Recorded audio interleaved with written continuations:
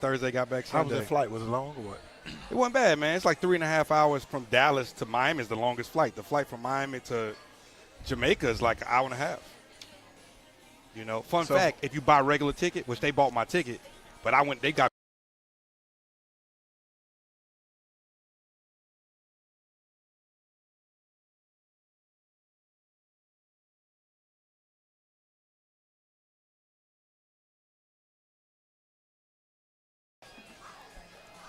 Hey, good evening, everybody. Welcome to the Benji Lewis Coaches Show, broadcasting live from Catahoula's Restaurant on Desert Street in Monroe. Mike Downhour here, Des Lighton there, Chris Lewis down there, and the man of the hour, athletic director and head football coach, Benji Lewis.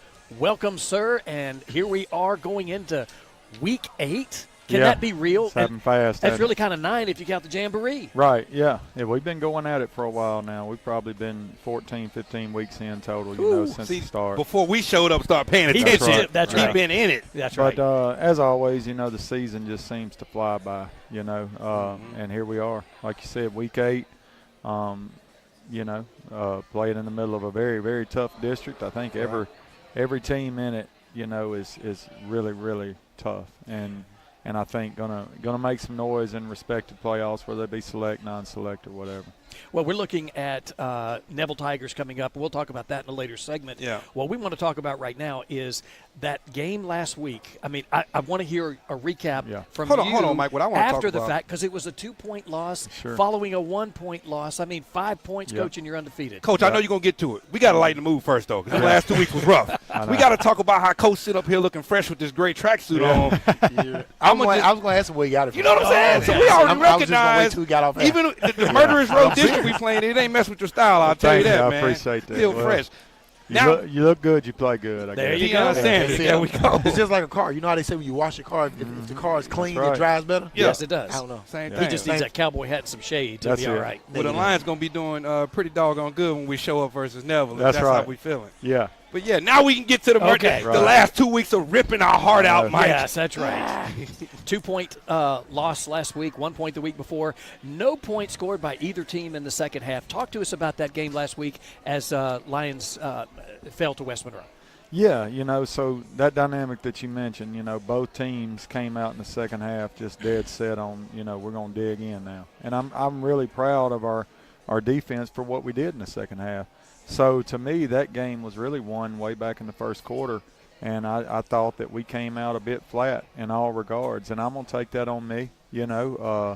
I guess you assume too much when you assume, that West Monroe game, that is a tremendous game. Yes. For us, long time for them, and given more in the situations that we were in where we both needed that win, I felt like we would come out with a sense of urgency.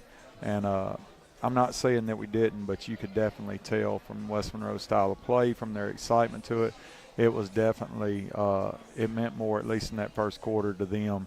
And they pushed us around up front, even our big guys, and that first drive just imposed their will and walked down, and it looked easy. And then the 2-point, it was the 8-0. play, and I think that's a big thing that you just look at there. It's not like they surprised us by going to swinging gate. We practice that all week long, every day, and we kind of stand there shocked that they scored, and, they throw a pass to a tight end who may have caught 3 or 4 balls all year long, Yeah. And ultimately, like it always And does, that turned out. that becomes pretty big at the end of a 15-13 game. It was a 2-point conversion at Captain Shreve, 2-point conversion basically at West Monroe, an extra point with Ruston. I mean, When we played a what if, I know you don't do no what ifs, no if onlys. Yeah. But it's so tough to think about this season and to think about, man, we're a couple of plays from being undefeated. Right. Yep. Or at the very least, running through Ruston and West Monroe. Right. Well, believe me, we talk about it because, that's the connection you want to make is, look, these games like this, they often, you can point at one of several, but they come down to plays, not drives or possessions or halves or quarters. They come down to a play. What if we had done this on this? What if we didn't back ourselves up with false start penalties? What if, what if we cover that 2-point conversion? They just take the points. How does it change things? And so we do talk about that a lot. We talk about the fact that we're sitting at 3-3, and we're less than a touchdown away from being 6-0. and that it's discouraging, but at the same time, it shows you're on the right track. Yeah. You've just got to focus more during the week, and definitely on Friday night, but I think you're going to play it just only how you prepare, the level of preparation you allow yourself, you're going to play that way.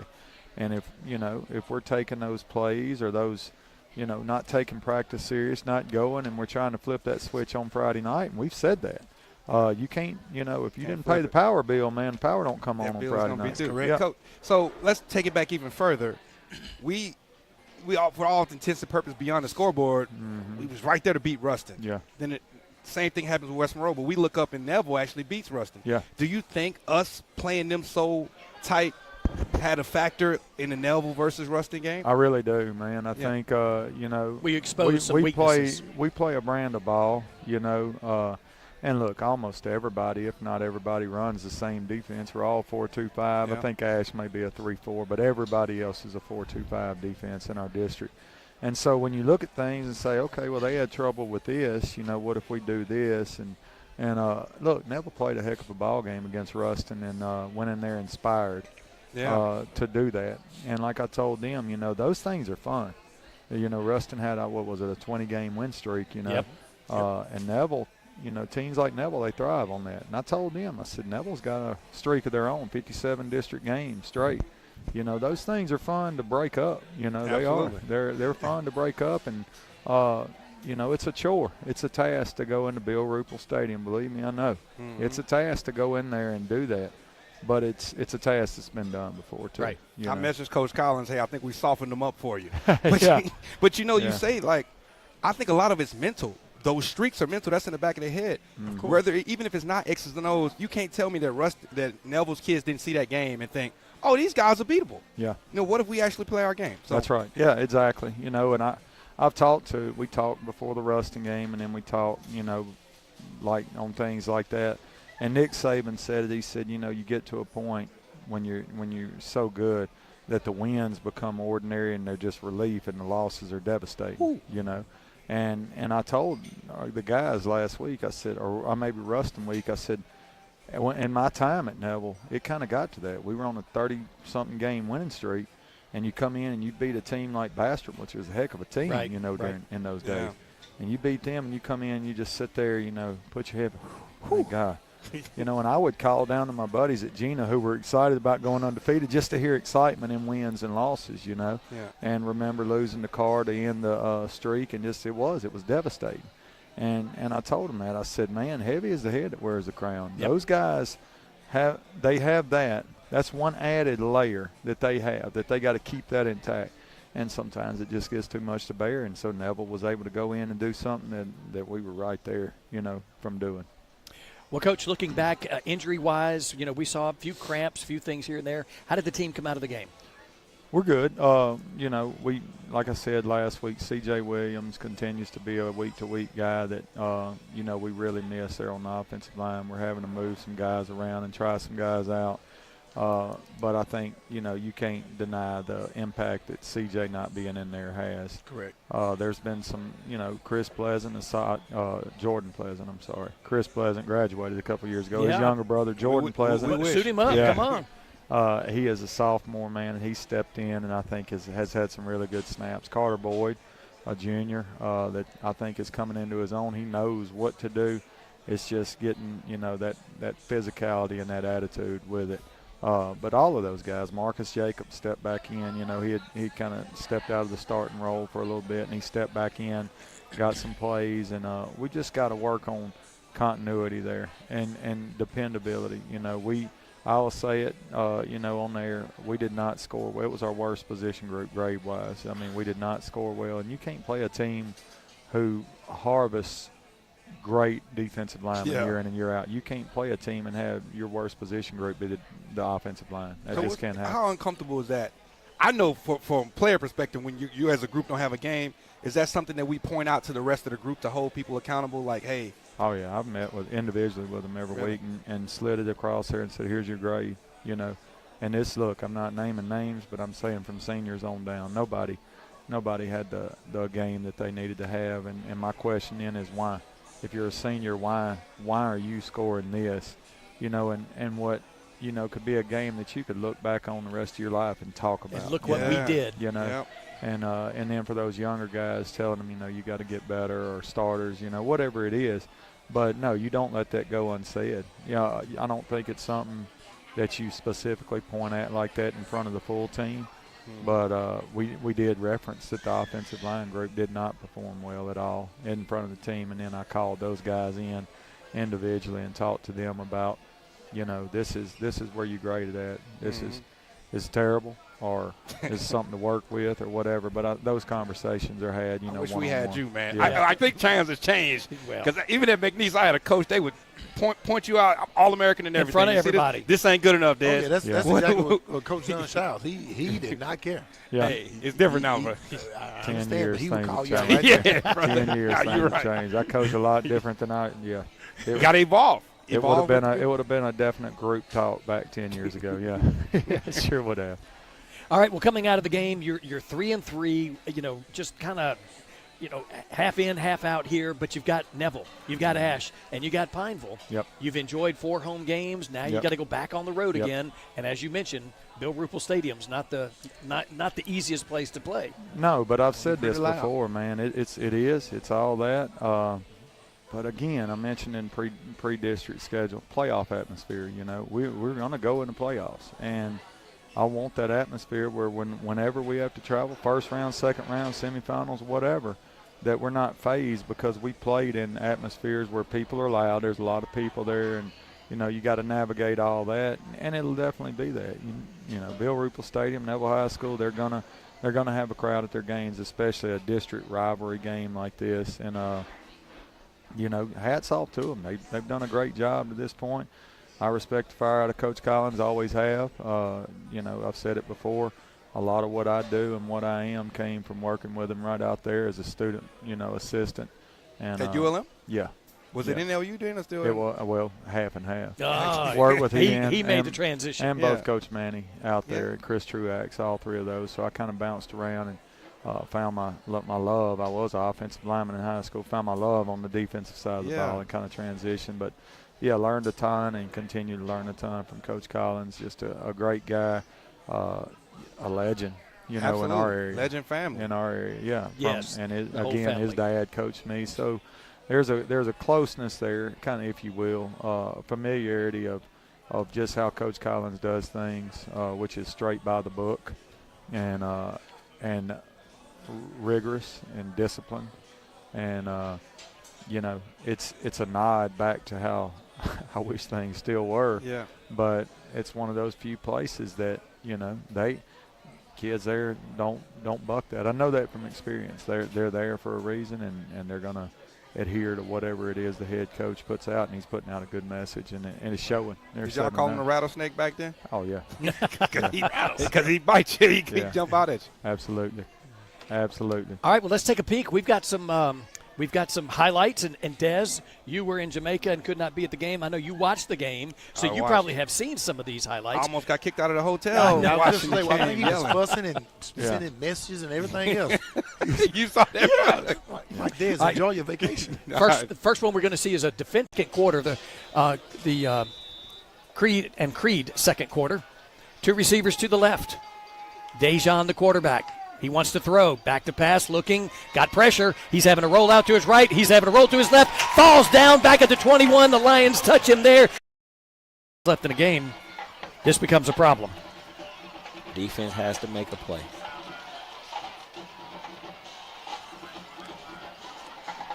First down. Handoff. Here we go. Nothing. Penetration into the backfield by Berryman. Halftime. Yes, absolutely. Here come the Lions. 2 receivers lined up on the left side. Looks like double tight formation. Connor flips it back to Dade. Dade's trying to make that run. He's to the 5. He's to the 3. 2, 1. Touchdown. McCarthy. He just Electric, man. leaps out. Superman. He did. was. Yep. Refused to be Yeah. denied. Yeah, I'm going to tell you, man, when I say that we didn't come out focused and prepared as a whole, or didn't match, I guess the way I worded it was we didn't match their enthusiasm.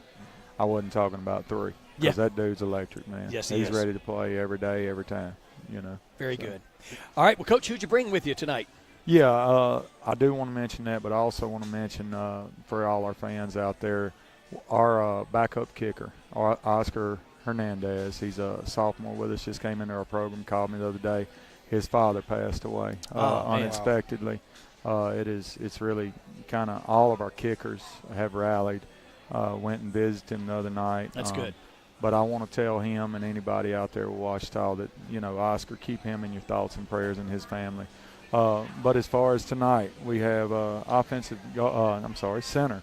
Played offensive guard for a little bit. Offensive center, Max Grubbs, he's a senior, and another senior over there plays our dog position, Gerard Jackson. Offensively, we have Coach Chance, who, of course, is our longtime strength coach and wide receivers coach. And on defense, we brought back apparently what's become a fan favorite. He is a fan favorite. Our own resident NFL guy. That's right. And Coach a strong safety for us, Jonathan Wilhite. All right. Well, we'll check in with them right after this. You are tuned into the Benji Lewis Coaches Show, broadcasting live from Catahoula. We'll be right back. Can we get one of these TVs?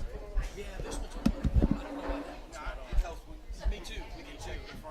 Hey, If you were just in a car crash, the insurance company could already be calling you.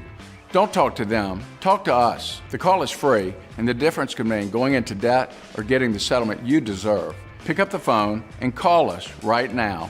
Don't wait. Call Creed & Creed, 387-5800. You can count on Creed & Creed. Call today, 387-5800. Remember, Creed & Creed is all you need.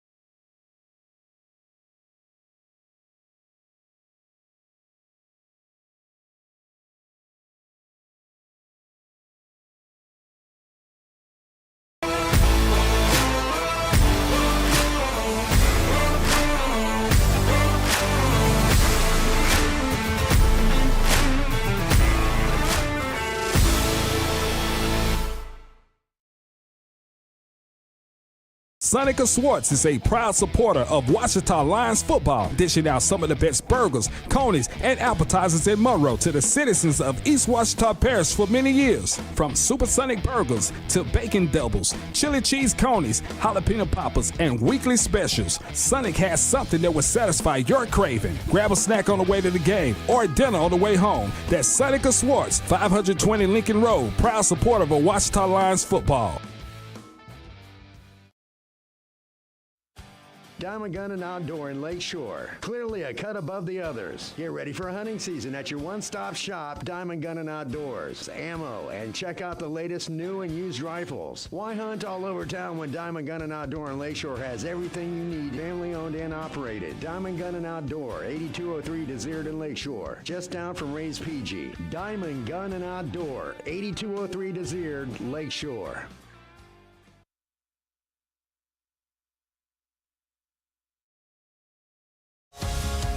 We warmly invite you to join us in worship at North Monroe.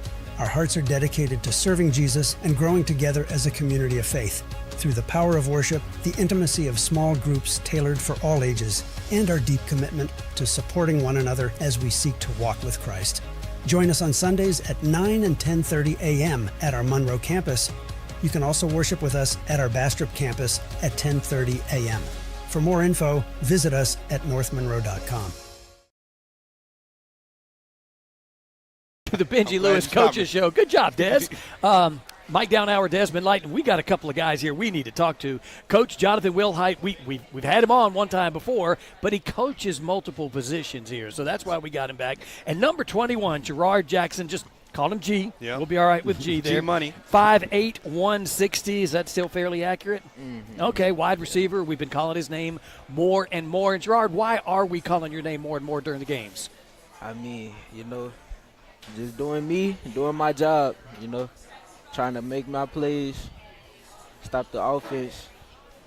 Well, it seems like you have been stepping up your game. I mean, because from the first couple of games to the last couple of games, you seem to be really making a bigger impression. So we notice. Yeah. We Feel see more you. comfortable. Okay, so explain that to us, man. First of all, how you end up here? as a Ouachita Lion, man? When did you start playing football? Where'd you go to junior high? I went to East Washington. I Okay. didn't start playing until 8th grade year. See, that's valuable. So you didn't start playing until 8th grade, Yeah. and now you're a starting varsity player. Are you a two-way player? Nah. He's like, Coach, I see his head, man. he His- said, his "Hey, look head at Lisa shaking. Capital Buck." So I wouldn't mind. yeah. So you say you're starting to get a little bit better. Is it slowing down for you? What happened? What clicked? Oh yeah, just my coaches helping me know the game more. They helping me figure out easier. Yeah. What game do you say if there's a game during the season? Do you think like, hey, like, oh, this is making sense for me? Dang, it's a hard one right now. You made it think. That's good. I like that. Coach, talk about him. Why you thinking about that? Yeah, why you thinking about it? You talk about him and what kind of job he's been doing. We noticed this guy, I first came around the camp time. So he's a quiet and he's a laid-back guy, but he's physical.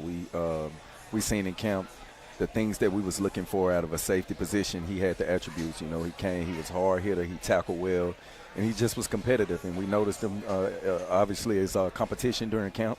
And when we turned on the film, we just can't continue to see him doing things. And you can see throughout the season the kid is coachable. He's real humble, and he's what you want out of a football player. What do you think some of his strengths are, Coach? He's smart, and he's physical. Like I said, the safety position, at the safety position, that's what you want. You want somebody that can read plays fast and be where they need to be.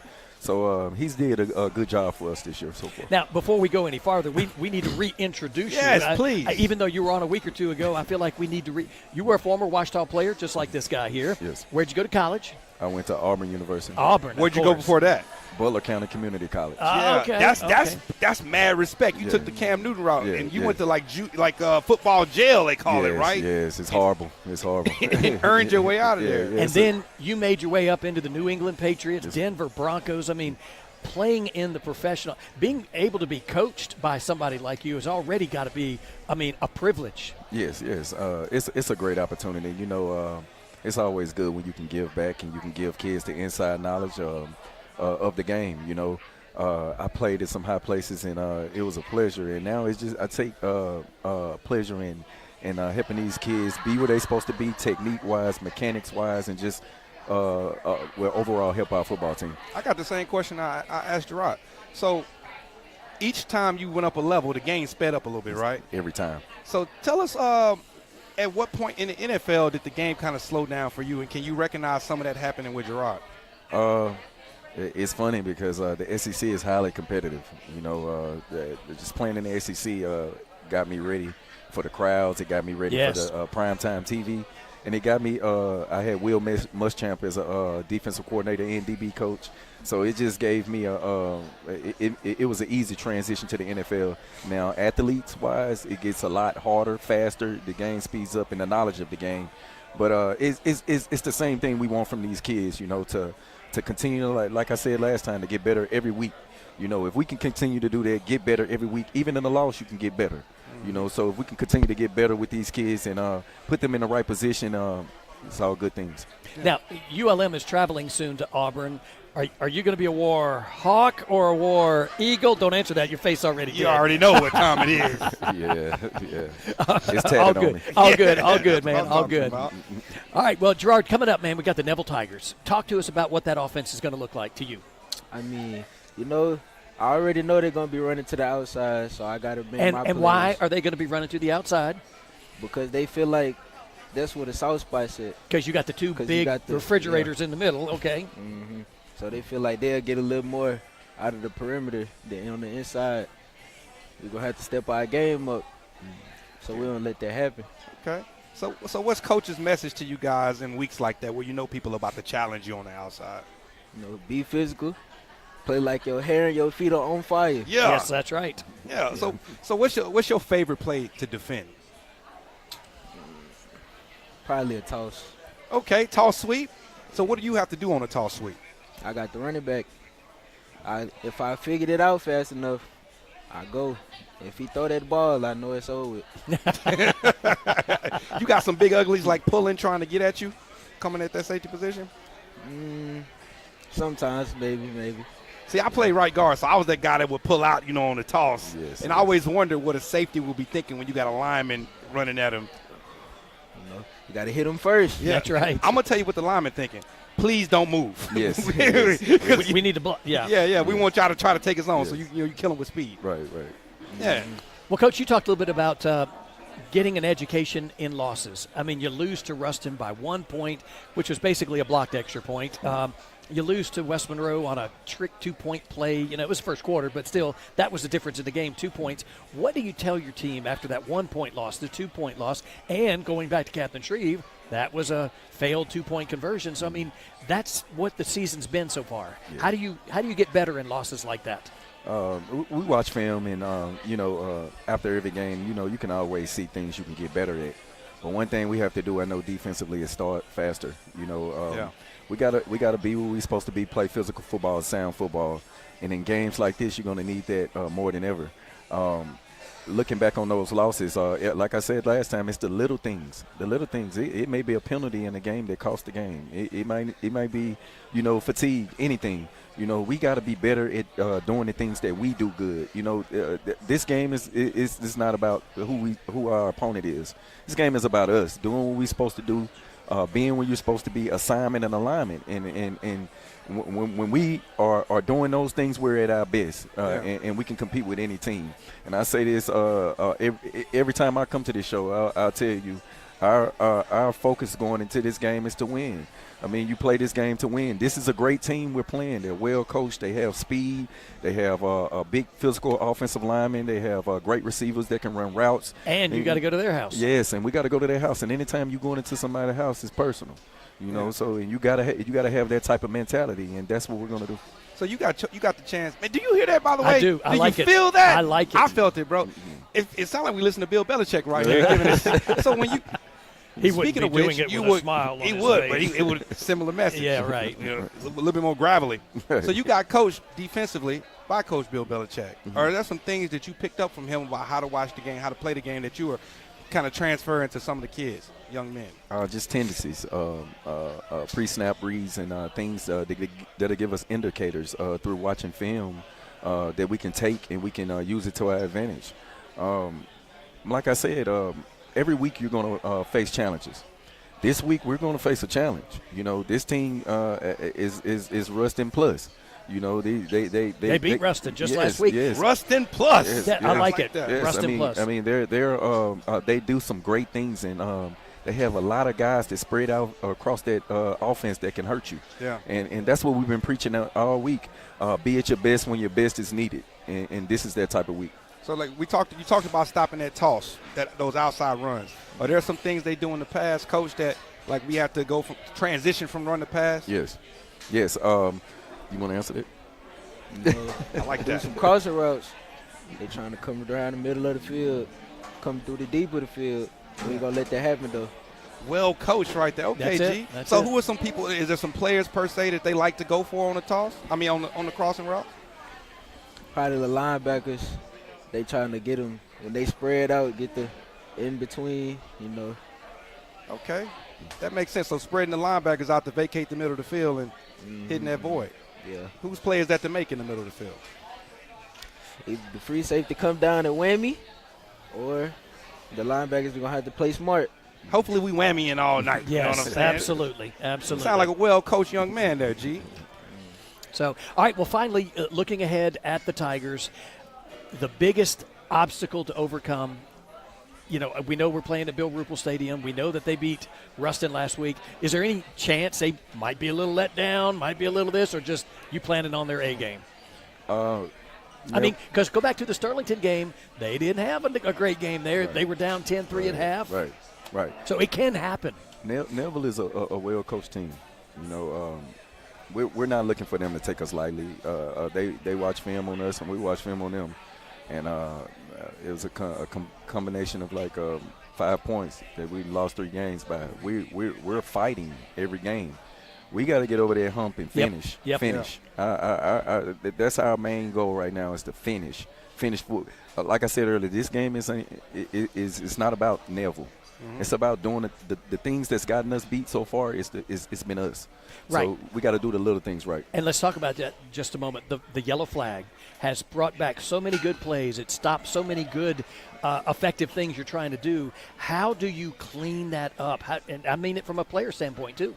How do you do better? Got to stay disciplined. Can't let those little things get us off track. Coach? The referee has a job to do, too. Yep. You know, so Coach Lewis has been preaching all week in the areas of things that cost us those 3 games that we lost. He's been harping on it every day during practice and after practice. So, like I said, it come down to us, taking this game serious and having a sharp focus to play against a good team. We're playing against one of the top teams in the state. And this is not the first time this year. Yep. The 5A this district is tough. It is tough. This district is tough, but that's not no excuse. No. It's not an excuse for us. We're looking to go in and play good football to let people know that Ouachita is going to be that program. Put some respect on our name. Yes, sir. So we talked about this with Coach Benji. Coach Lewis has a pass at Neville. You coached at Neville as well. So has that come up there? You got 2 guys coming back into a place. What is that? What would that mean for you to go back in there and get a victory? Neville is next on the schedule. Good answer. Good answer. That is that media training. I saw it kick in. Yeah, Neville is next on the schedule. They're just the next team. We're not approaching this game no different than we approach it every week. We harp on the little things. And it's situational football. So we're just going to continue to go in and just focus on us, play hard-nosed football, and we'll see what happens. All right. That sounds like a plan. That's what I'm talking about. Best of luck Friday night against those Neville Tigers. Number 21, Gerard Jackson, Coach Jonathan Wilhite.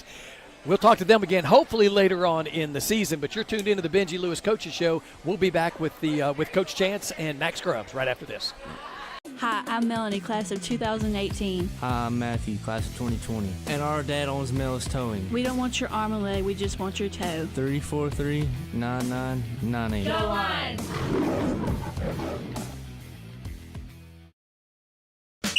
Hey, football fans! Why do you think every generation since 1948 keeps coming back to Tillman Tire? Quality tires at competitive prices, sure, but our service is what keeps them coming back year after year. Tillman customers know we'll do the job right the first time and have you on your way fast. If you or a loved one have been the victim of medical negligence or a drug injury, we can help.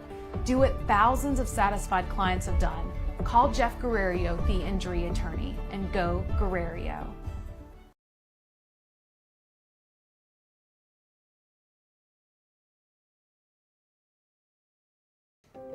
Hi, I'm Chris Lewis, the proud owner of Coney Island Connection. For nearly 20 years now, we've served the Arklamists with our fast, friendly service and our famous chili cheeseburgers and our famous chili cheese dogs. Well, the chili is homemade. I'm asking you to stop by today and give us a try. We also serve hot tamales, roast beef po' boy, fried pickles, and much more. We even serve funnel cake fries here at Coney Island Connection on the corner of North 7th and Arkansas Road.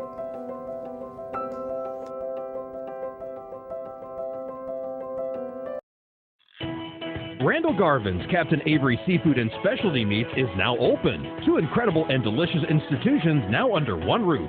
Fresh cut steaks, stuffed meats, and wraps. He's got fresh seafood of every kind, along with boiled shrimp, barbecue ribs, sausage, and chicken. Plus, there's always grab-and-go dishes if you're not cooking. Randall's is also taking ham and turkey orders for the holidays. Randall's Captain Avery Seafood and Specialty Meats, 1 block off 165 at 2607 Fur Rand, Monroe.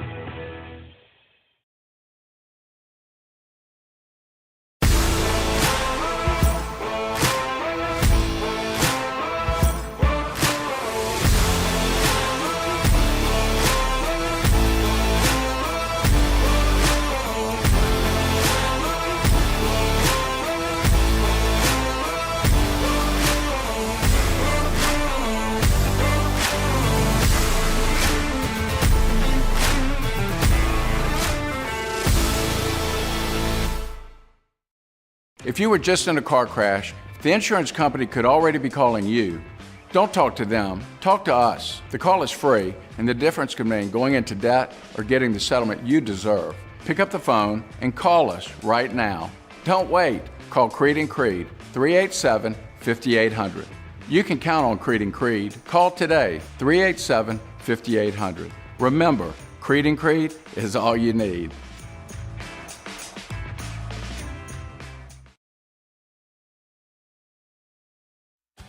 Diamond Gun and Outdoor in Lake Shore. Clearly a cut above the others. Get ready for hunting season at your one-stop shop, Diamond Gun and Outdoors. Ammo, and check out the latest new and used rifles. Why hunt all over town when Diamond Gun and Outdoor in Lake Shore has everything you need, family owned and operated. Diamond Gun and Outdoor, 8203 Desert in Lake Shore, just down from Ray's PG. Diamond Gun and Outdoor, 8203 Desert, Lake Shore.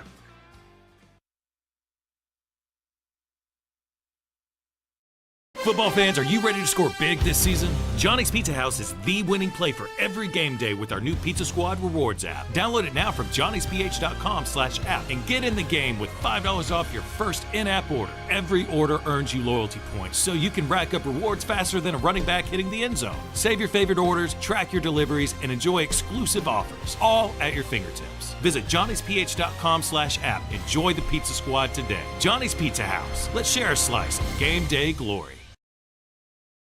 If you were just in a car crash, the insurance company could already be calling you. Don't talk to them, talk to us. The call is free, and the difference could mean going into debt or getting the settlement you deserve. Pick up the phone and call us right now. Don't wait. Call Creed and Creed, 387-5800. You can count on Creed and Creed. Call today, 387-5800. Remember, Creed and Creed is all you need.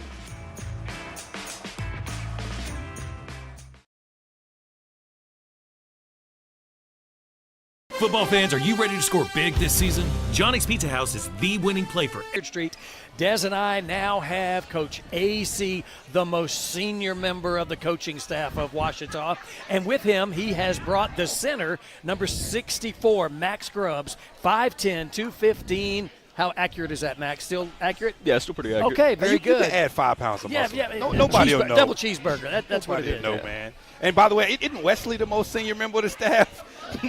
No, Wesley actually came after you. That's what a couple years after me. That's what I wanted to tee him up for. All right, go ahead and tell us. Deal. You've been here since 2000, and you've seen a lot in your 24 years, no doubt. Mm-hmm.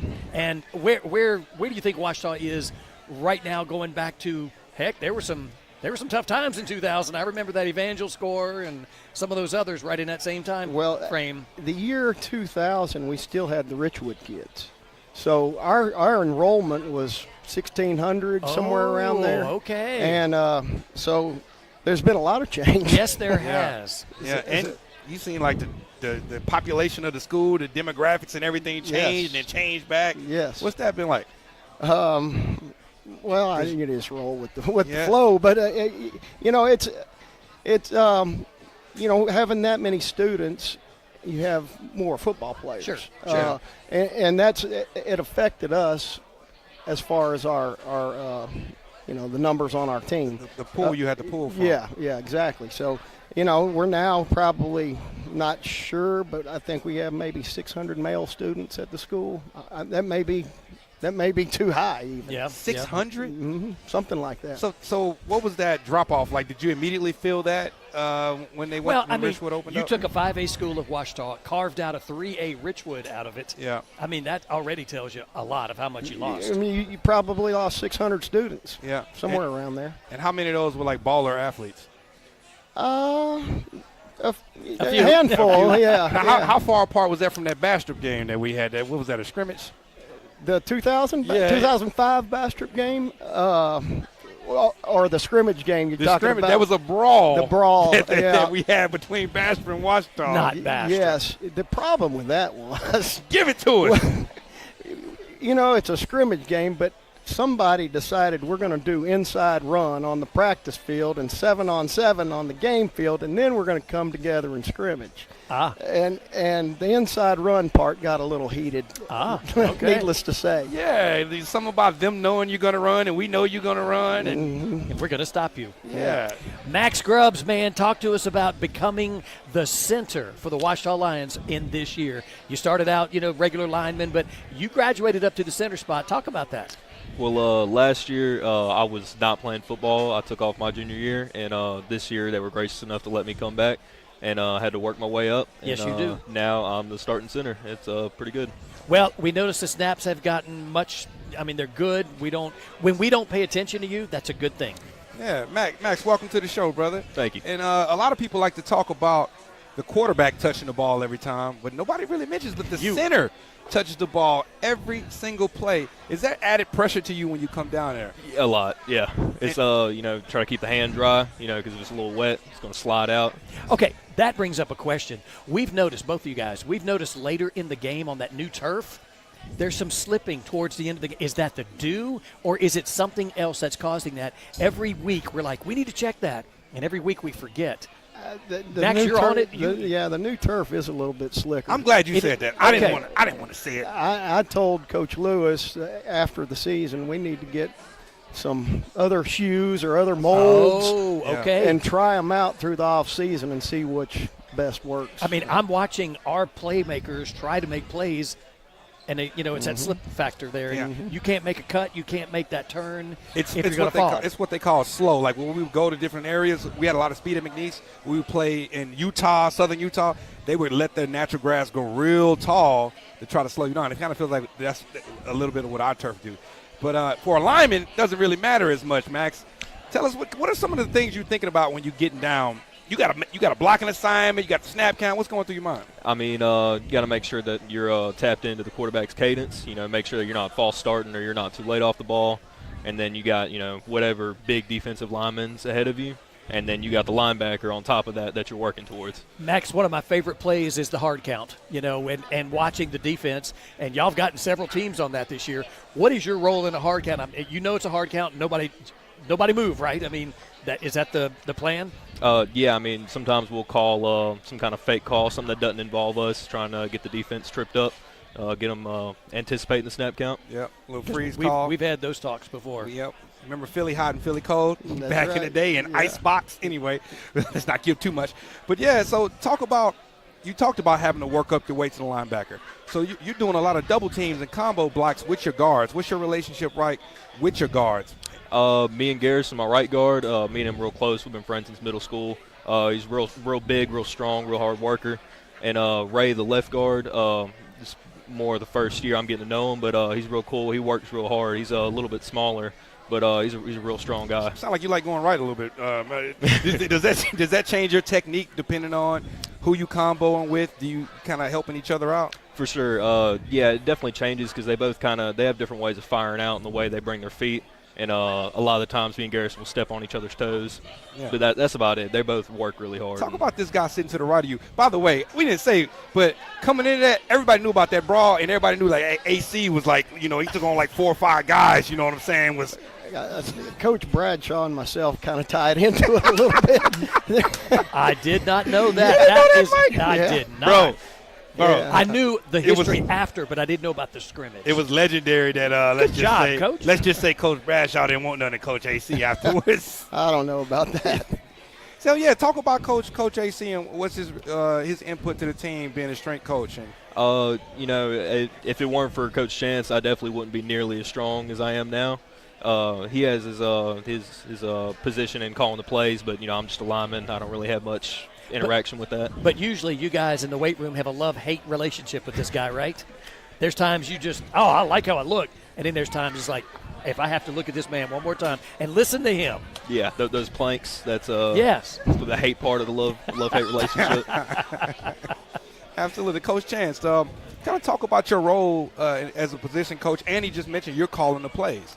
So I'm signaling the plays. I'm not calling the plays. Signaling. So you getting the play from Coach BJ, and so that relationship with you guys, what's that like? Well, I mean, Coach Phillips and myself have been together quite a while now, and we got a good relationship. He trusts me to get them out there, and we're pretty flawless. What's that like? Do you have a shorthand lingo when he's giving you the plays? Because you got to signal all that in. He's just telling you to play. Without giving away secrets. Absolutely. Yeah, I mean, it's pretty standard, a formation, the personnel, the formation, then the play, and it's pretty simple. Does it ever get tense when you looking at that play clock and you ain't got the play call in yet? That gets tense, and it gets tense when there's too many people talking on the headsets. Oh yeah. Yeah. You can't hear, and you're telling him to repeat, and and the clock's moving down. Yeah. And then you got Montreal Jr. over here like this. Mm-hmm. See, that's the little things we don't think about. Now, from a coaching perspective, are there any people that you've noticed make some gains up front or maybe at tight end since the season has started? As far as improvement, who's made the most improvement? Yeah. Well, I would say, each game there's different groups, I think, that's made great strides. The offensive line each game is making good improvement. The last game against West Monroe, I feel like the receivers had their best game of the year. Even though they may not have caught as many balls or had as many yards, we blocked good last week on the perimeter. And, it's just, keep improving each week, and we got to put it all together. It's got to come all together for us to be successful. Coach Lewis told us that he challenged the offensive line, that you guys necessarily didn't grade out as well.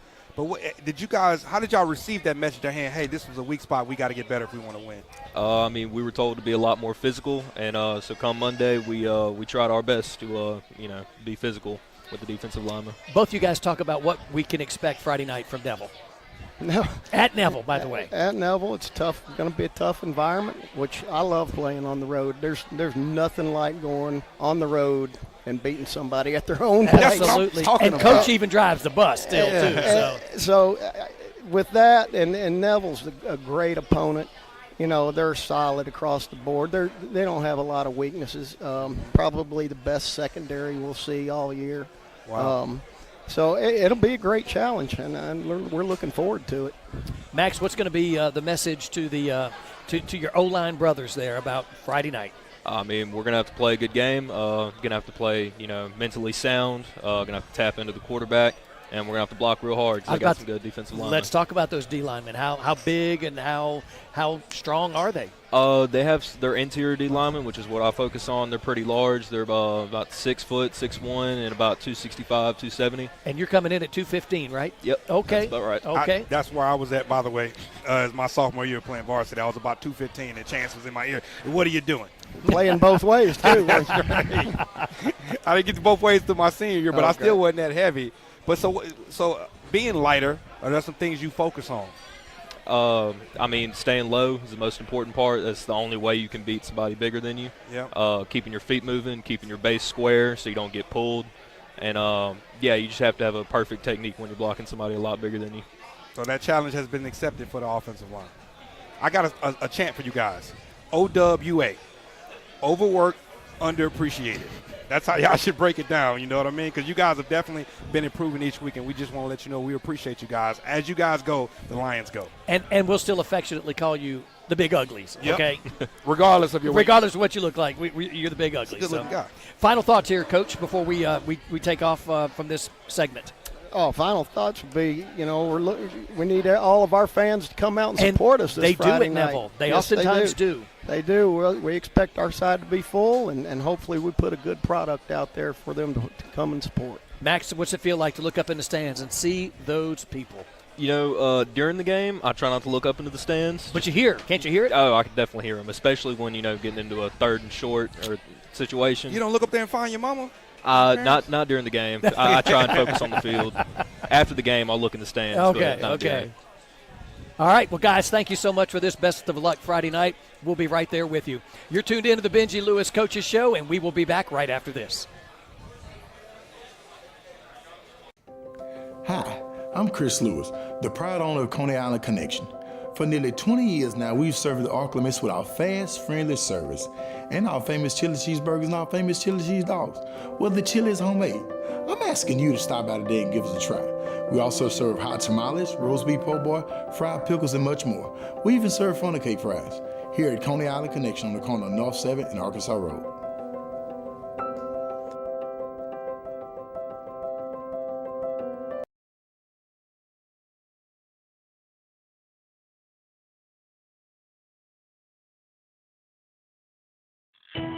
Randall Garvin's Captain Avery Seafood and Specialty Meats is now open. 2 incredible and delicious institutions now under one roof. Fresh cut steaks, stuffed meats, and wraps. He's got fresh seafood of every kind, along with boiled shrimp, barbecue ribs, sausage, and chicken. Plus, there's always grab-and-go dishes if you're not cooking. Randall's is also taking ham and turkey orders for the holidays. Randall's Captain Avery Seafood and Specialty Meats, 1 block off 165 at 2607 Fur Rand, Monroe. The staff at Community Health is all about service to the community. That's, we're trying to provide access to affordable, quality health care. And so with access comes service. And so you can't do that without having good staff.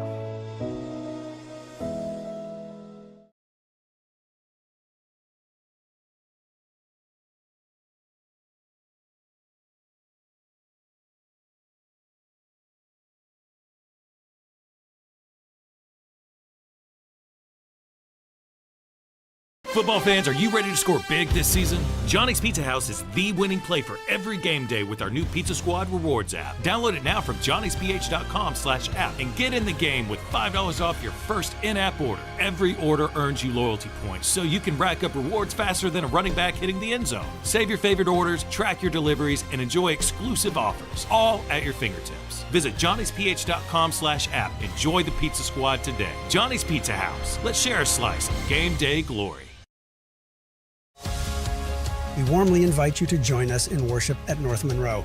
Our hearts are dedicated to serving Jesus and growing together as a community of faith. Through the power of worship, the intimacy of small groups tailored for all ages, and our deep commitment to supporting one another as we seek to walk with Christ. Join us on Sundays at 9 and 10:30 a.m. at our Monroe campus. You can also worship with us at our Bastrop campus at 10:30 a.m. For more info, visit us at northmonroe.com. The last hailstorm we called Weather Pro. They came out very quickly, inspected the house, did everything we needed to do, took care of all the paperwork, and took care of it quickly. After that was done, and they cleaned up everything and didn't have to worry about anything. There was no hassle, no nothing. It was great. They did a very professional job. I would highly recommend them for any job that you have for roofing needs.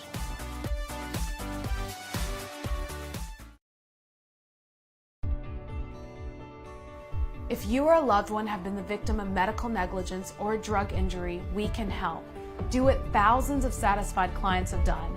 Call Jeff Guerrero, the injury attorney, and go Guerrero.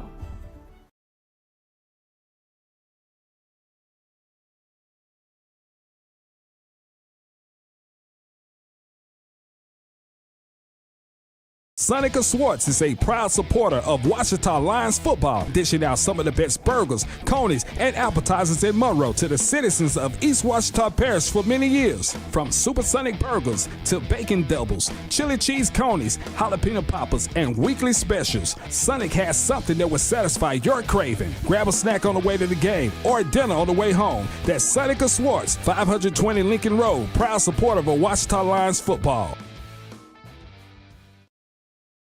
They just didn't get it done. Here we go. All right.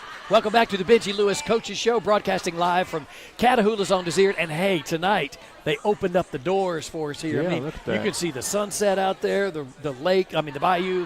Like we're in Jerry Dome, I know Yeah, it, man. exactly. This is Inside nice. but outside at the same Shane time. Smiley, appreciate you having us here Yeah, and Shane. each and every week. So, Coach, coming down to the final segment, Yeah. we are talking about the Devil Tigers, the undefeated Devil Tigers. Probably should be ranked number one, even though they didn't pull that ranking there, but they should be after you beat that number one team like Ruston. Yeah. Talk to us about offensively, defensively. Talk to us about what we're looking at Friday night. Yeah, so Neville has, obviously there's some familiarity when I was at Neville. Yeah, you know for a little bit years. about him, Neville yeah. is and still are, 11 personnel team. That was something that, Coach McCarty way back when said, we got to get out of 21. Tell them about that, Coach. Is a lot like us, where you have a tight end that will either be on the ground, hand on the ground, or more times than not in today's offenses, they're kind of backed up in what you might The call a halfback. sniffer. Yeah, I call it H-back, sniffer, whatever. And then you'll have one back in the backfield. Like I said, we get into that a lot. That's all Neville's in. They're not in anything else. They're a full 11 personnel team. And like I said, that goes back for years to probably 03 when Mickey McCarty took over, and they decided, hey, we're going to get out of 20 personnel. We're going to get out of all that and be an 11 personnel Now, when you team. had the two backs in the backfield next to Connor, what's that called? That would, for us, I think we had the sniffer. That's 21 gun is what Still I call 21, it. Two okay. backs, yeah. Yep, 2 backs, 1 tight end. That's what I was calling West Monroe. The same personnel as when they get under center and run their veer stuff. but when they go gun, it just differentiates because there's some plays you can't run, you know, when you're under center versus gun. Right. So it's really a stark difference as far as what the offense is, even for us. You know, when we were a 21 Veer team, you know, under center versus gun play is completely different. Are there some different looks they can give us out of 11 where they flex some people out after? Well, you know, they love Thomas Campbell, the brother of Will Campbell, who plays H-back. And so it is not many times that they take him out of the game to put, say, another wide receiver in. You know, if it's tripped, he'll flex out. Flex him out. It's 11 flex, and they'll flex him out. But the good thing about that is, you know, that single personnel really, you know, you don't have to look and see who's coming in, who's going out. You know, they may sub a back, sub a receiver, but you know that the nuts and bolts of the personnel group are still there. Neville has transitioned, though, in a large way over the last 3 or 4 years from when I was there on staff and Mickey, you know, Brett Lemoyne and those guys, Taylor Birch, even Matt Dickerson. We were a gap run scheme, you know, power, any which way you could run it, and look at it 100 different ways, power read and things like that. And you look at this Neville team now, and they are I would say 90% zone run team. You know, they're not pulling a lot of guys. They're zoning and doing that. And it's just different to see the black and gold, you know, be such a heavy zone team. Is that changing their backs that they have to? Well, I'm not real sure. You know, you kind of guess and say, well, maybe they're doing this because of this, or maybe it's this. They do have 2 very, very good backs. You know, the first one has been a 3-year, 2-year for sure, and then I know he subbed in when AJ was there, and that's Jalen Nichols, number 9, 5'11", 190.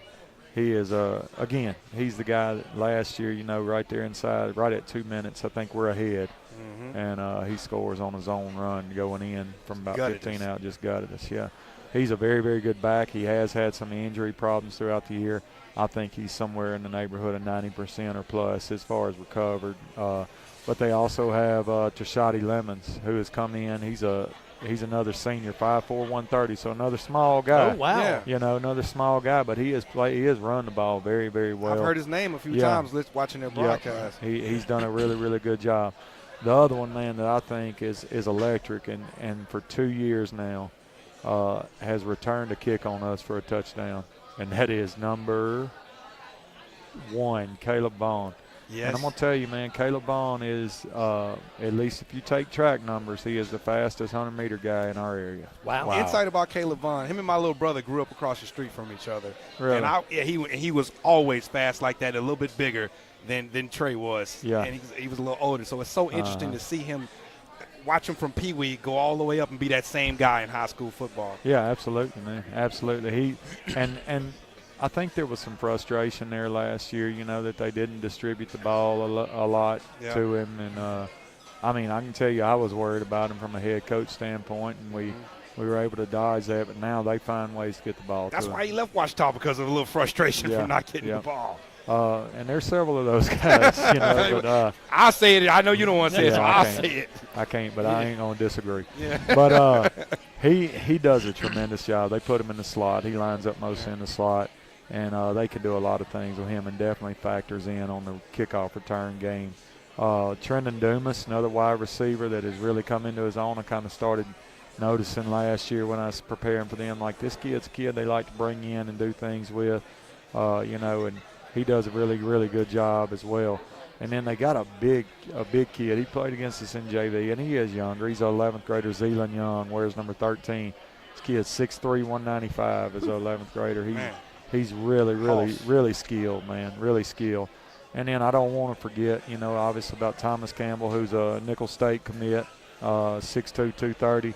You know, it's hard being in the shadow of somebody like Will big Campbell. Brother, you know? Right. But he has made his own path, and I am familiar with him and his family. I'm going to tell you what, man, a humble kid and a warrior, man. Get on the field and just go to battle, and it means a lot to him. And so he's definitely what I guess when I left, he was a guard. And the first time I saw him lined up as a H-back tight end, I said, oh, yeah, they'll just use him to block him.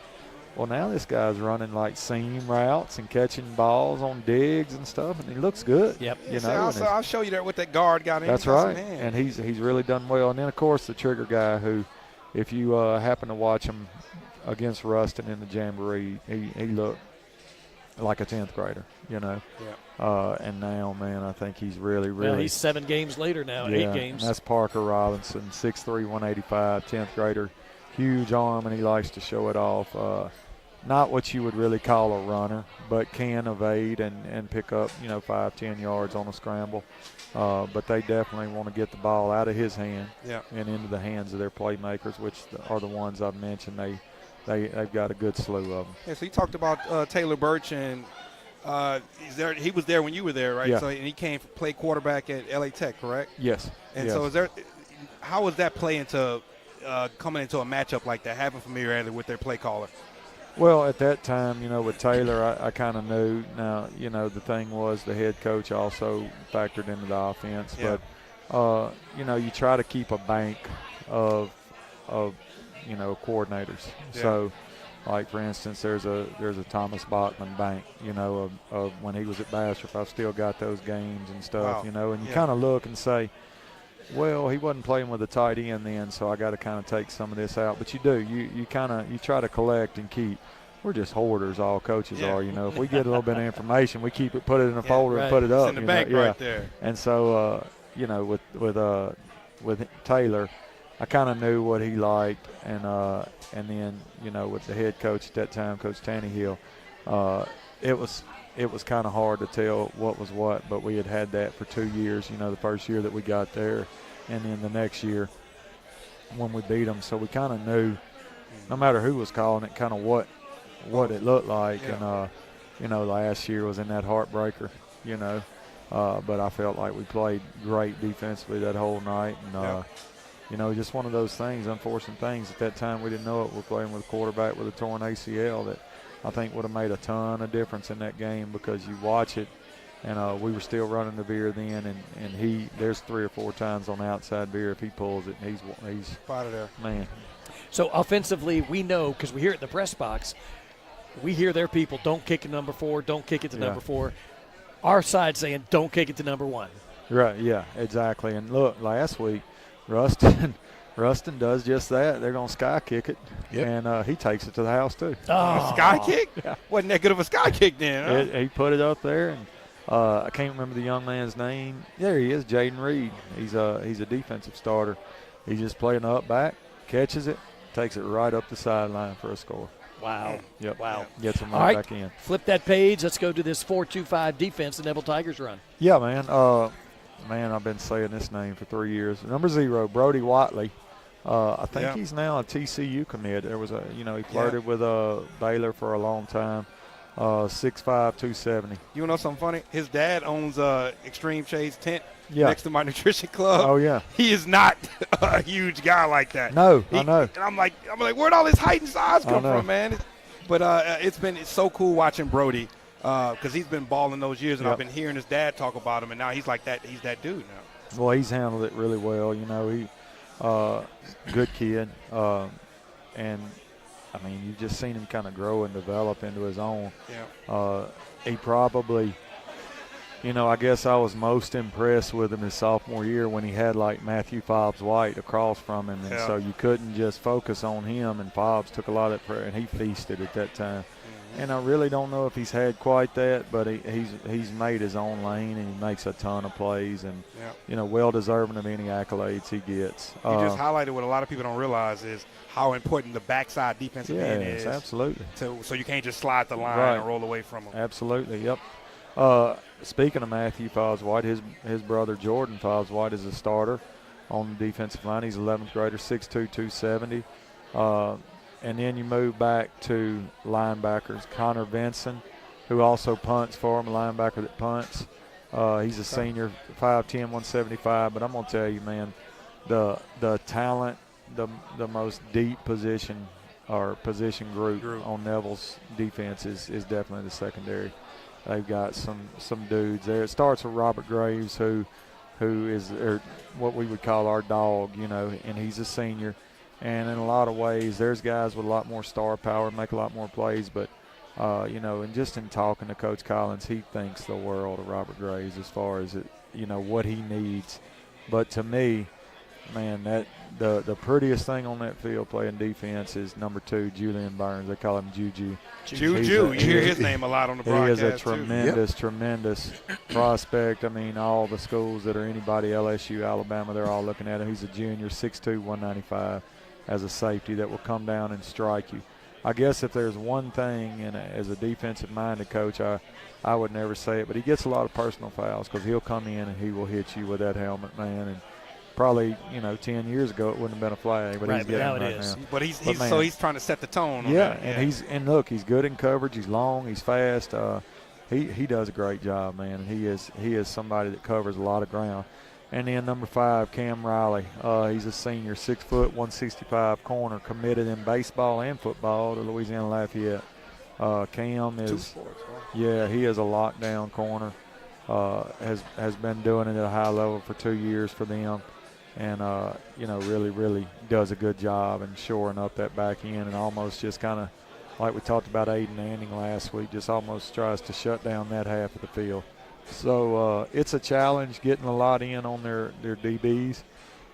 But, that's the game. That's what we got to do. Right. Yeah. So does that put the pressure and the onus on our interior guys to try to exploit some of their weaknesses? Absolutely. I think you have to. I think you got to be able to run the ball. You can't live and die on the pass and just establish the run.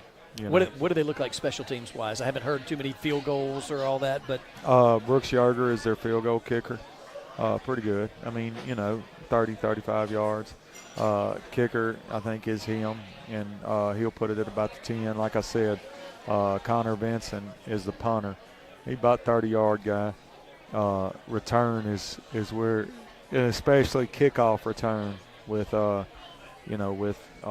Caleb Vaughn and them is dangerous. They put on punt return, Cam Riley has been going back, and to me it looks kind of like, if you give it to him, he'll take it. But other than that, they're just trying to maintain possession. They're not setting up big returns, or anything like that. They do anything like swinging gate or anything or extra point? I was talking to our team. We've lined up every day again this week on swinging gate and talked about, when we were there, it was always swinging gate was always the thing that we did, and talked to them about, what we've ever had out of it when I was there, anything that we ever did, which really wasn't but the wedge, the dump, or the fade, And so we've looked at it, we've gone over it, and I mean, we like it too. We like it for our team, It just, to me, it checks several boxes. As teams have a harder time running to get their blocks set up when you come back in and bring it in the field goal formation.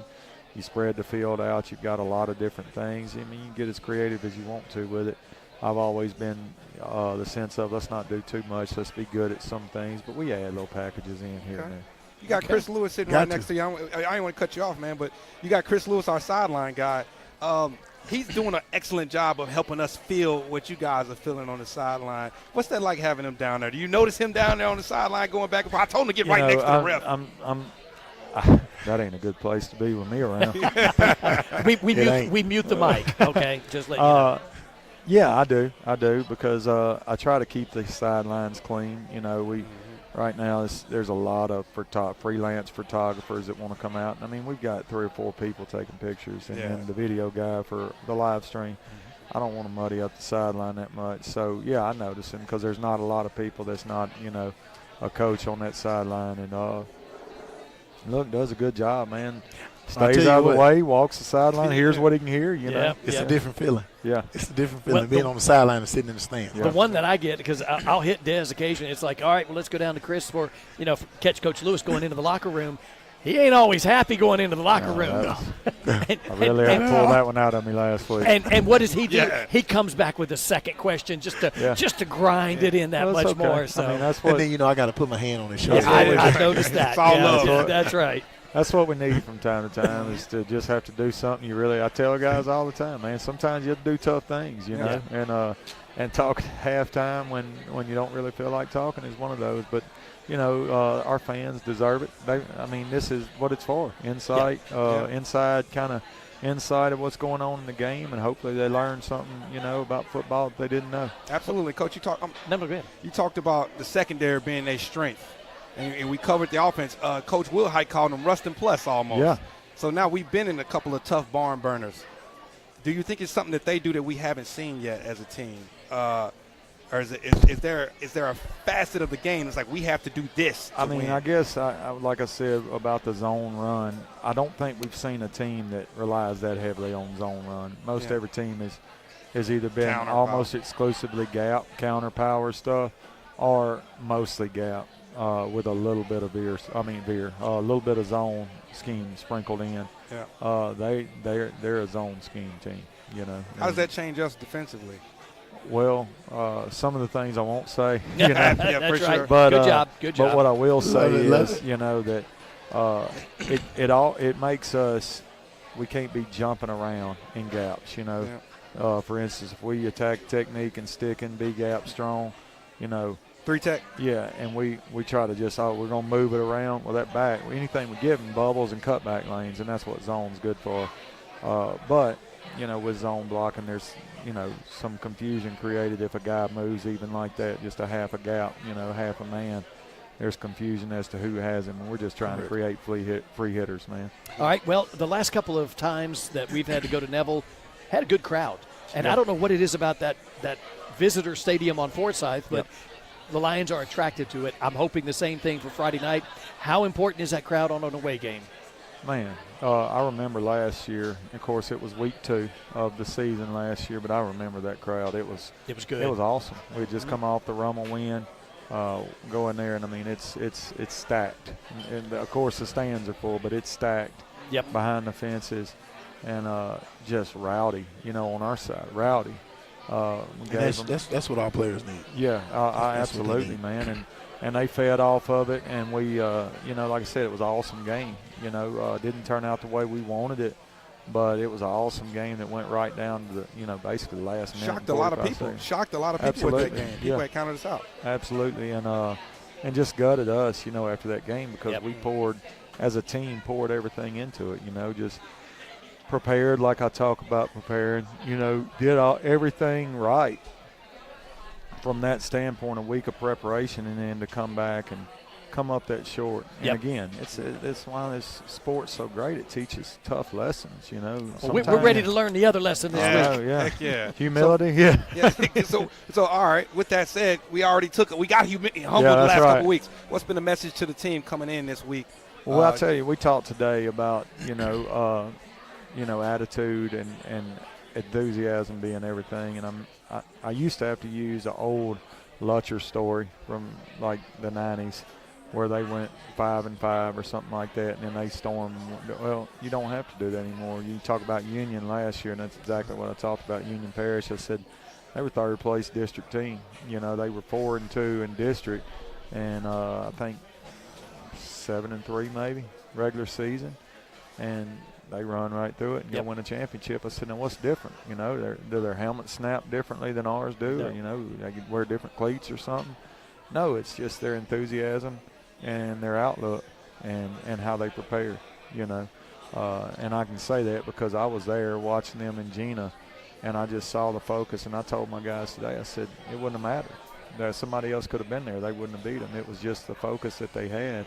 And we can be there. We can do that same thing. All of our goals, are ahead of us, but we can't focus on what everybody else is doing and who's beating who. We just have to beat who's in front of us. That's right. Well, Coach, Friday night's coming quickly. Best of luck as you take on those Neville Tigers. Thank you, guys. All right, you've been watching the Benji Lewis Coaches Show, broadcasting live from Catahoula's. We'll see you out at Neville High School Friday night. Thanks for watching. If you were just in a car crash, the insurance company could already be calling you. Don't talk to them, talk to us. The call is free, and the difference could mean going into debt or getting the settlement you deserve. Pick up the phone and call us right now. Don't wait. Call Creed & Creed, 387-5800. You can count on Creed & Creed. Call today, 387-5800. Remember, Creed & Creed is all you need.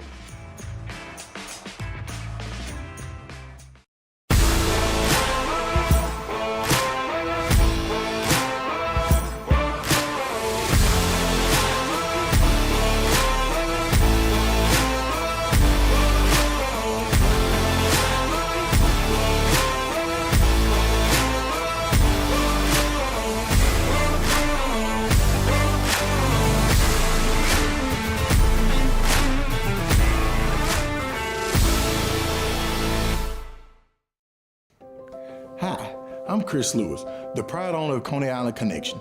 For nearly 20 years now, we've served the Oklahomites with our fast, friendly service and our famous chili cheeseburgers and our famous chili cheese dogs. Well, the chili is homemade. I'm asking you to stop by today and give us a try. We also serve hot tamales, roast beef po' boy, fried pickles, and much more. We even serve funnel cake fries here at Coney Island Connection on the corner of North 7th and Arkansas Road.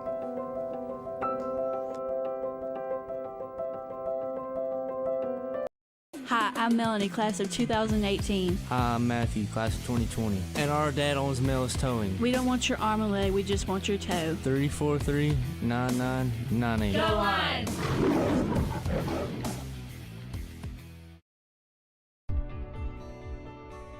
If you or a loved one have been the victim of medical negligence or a drug injury, we can help. Do what thousands of satisfied clients have done. Call Jeff Guerrero, the injury attorney, and go Guerrero.